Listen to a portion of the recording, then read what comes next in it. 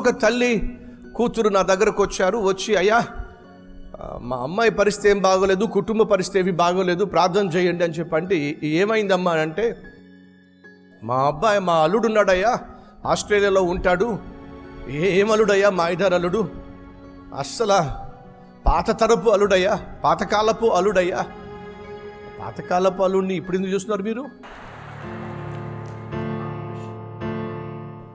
లేదయ్యా, పాతకాలపు అల్లుడు అంటే 90 సంవత్సరాలు 80 సంవత్సరాలు కాదయ్యా.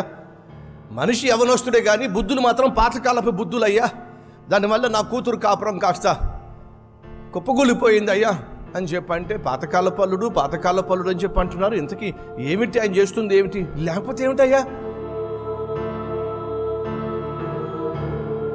పాతకాలపు పద్ధతులు కాకపోతే మా అమ్మాయిని పొద్దున్నే లేవమంటున్నాడంట. ఆహా,